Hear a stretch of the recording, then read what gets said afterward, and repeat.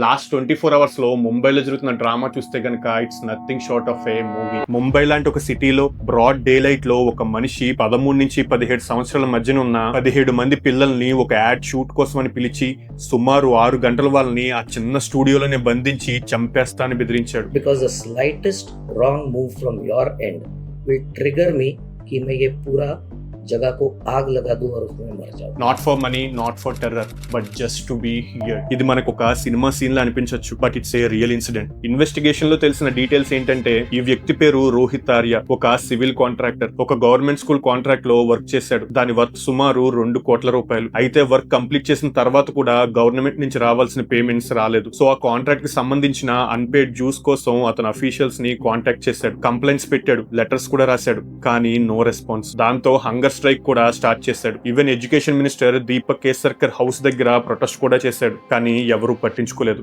ఎక్కడ చూసినా సైలెన్సే. అండ్ ఆ సైలెన్సే స్లోగా డిప్రెషన్ లోకి, ఫ్రస్ట్రేషన్ లోకి తీసుకెళ్లింది. సూసైడ్ చేసుకుని చనిపోవాలని డిసైడ్ అయ్యాడు. కానీ లాస్ట్ మూమెంట్ లో ఒక థాట్ వచ్చింది. और मेरे कुछ सवाल है, मुझे कुछ लोगों से बात करनी है, उनको सवाल पूछने हैं, उनके जवाब पर अगर मुझे काउंटर क्वेश्चन है तो मुझे काउंटर क्वेश्चन पूछना है, लेकिन मुझे ये जवाब चाहिए. అండ్ ఆ థాట్ తోనే October 30 మార్నింగ్ పొవాయిలో ఉన్న ఒక స్టూడియోలో 17 మంది పిల్లల్ని లాక్ చేసి హాస్టేజ్ గా తీసుకున్నాడు. ఒక వీడియో కూడా రికార్డ్ చేసి రిలీజ్ చేశాడు. నేను ఒక టెర్రరిస్ట్ ని కాదు, నన్ను ఇగ్నోర్ చేసిన వాళ్ళకి జస్ట్ ఒక మెసేజ్ పంపడం కోసం ఇదంతా చేశా అని చెప్పాడు. దాంతో ముంబై సిటీ అంతా పానిక్ మోడ్ లోకి వెళ్లిపోయింది. పేరెంట్స్ ఏడుస్తున్నారు, పోలీసులు నెగోషియేషన్ స్టార్ట్ చేశారు, but nothing went well. Final గా పోలీస్ రిటాలియేట్ చేసి రోహిత్ ని ఎన్కౌంటర్ చేశారు. అండ్ ఆ 17 మంది పిల్లల్ని కూడా బాత్రూమ్ వాల్ బ్రేక్ చేసి సేఫ్ గా రెస్క్యూ చేశారు. దాంతో ముంబై సిటీ మళ్ళీ ప్రశాంతంగా ఊపిరి పీల్చుకుంది. Of course there is no justification in this.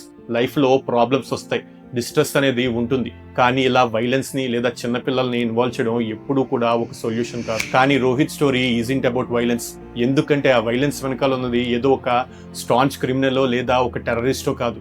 అతను కూడా ఒకప్పుడు నీలా నాలా సిస్టమ్ మీద నమ్మకం పెట్టుకున్న వ్యక్తి. కానీ ఈ రోజు ఆ మనిషి వాయిస్ వినడానికి ఇలా 17 ఇన్నోసెంట్ చిల్డ్రన్ డేంజర్ లో పడితే తప్ప మనం వినిపించుకోవట్లేదంటే తప్పెక్కడుంది. Sometimes silence can destroy person more than bullets do, because every unheard voice will become a scream one day.